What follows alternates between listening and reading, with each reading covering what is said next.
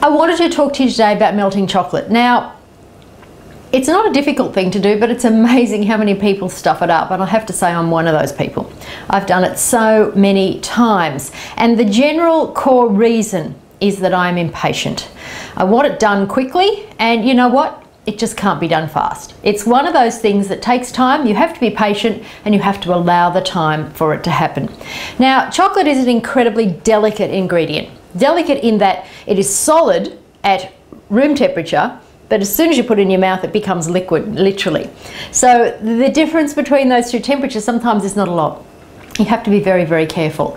It's going to melt at a very, very low temperature, and as soon as you turn the temperature up, it's actually going to cake, or what we call cake, so it goes really grainy.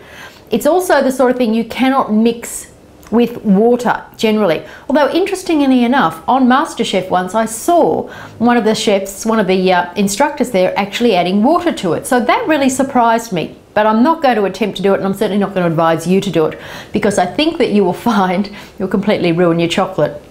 And if you're using a really good quality couverture, then you don't want that to happen because it's not cheap. So on the site we talk about 3 specific ways to actually melt chocolate.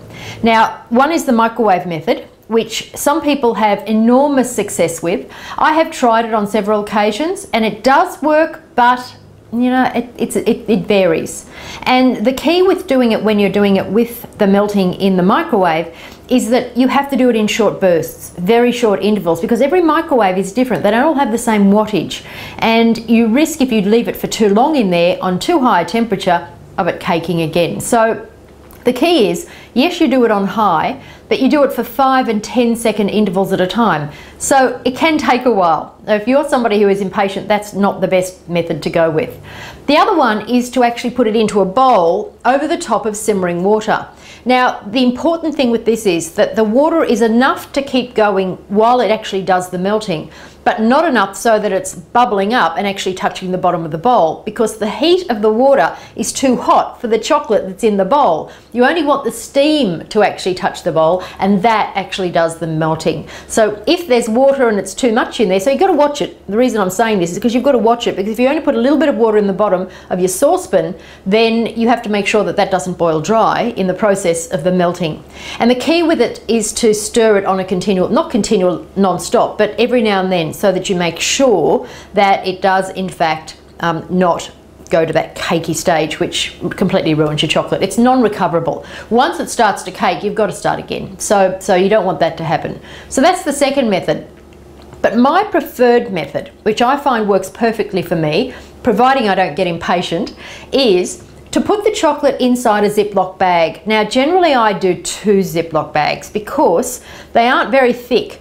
And if it accidentally ruptures for some reason or other, and you know, sometimes the manufacture process isn't that great and it does rupture, or the brand's not a good one, or whatever it is, as soon as that happens, water gets into the chocolate and that causes it to cake. So I put 2 Ziploc bags together, usually one that's smaller than the other, put my chocolate in that, zip both of them up, put it into a stainless steel or a metal bowl of some sort, because that's going to hold the heat more, and then boil the kettle and pour boiling water into the bowl around that Ziploc bag. Now, that method generally takes about 10 to 15 minutes to melt. So you need to give yourself time to do that. But it does work incredibly well, and you usually get an absolutely perfect result. Now, in my experience, I generally have to boil my kettle twice. I will do it for the first lot, and as soon as it starts to cool down, tip that water out and redo it. So after about 7 or 8 minutes, get rid of that lot of water and add the next lot in. Works perfectly. Then all you've got to do is take that Ziploc bag, snip the bottom of it off and throw that away, and then squeeze all of your chocolate into whatever it is that you're going to use it for, whatever your recipe is. Absolutely perfect, and it works for me every time.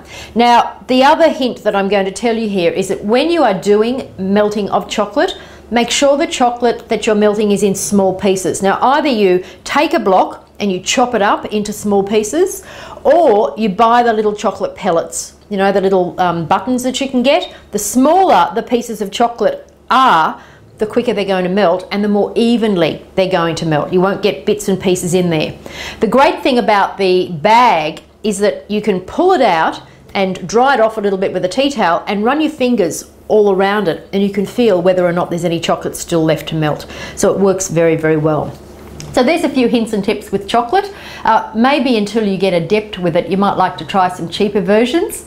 But when you're working with some really good couverture chocolate, the bag version, as far as I'm concerned, is definitely the best way to go. Thanks so much for joining me today. I hope that was helpful, and I'll look forward to seeing you again next time with our blog.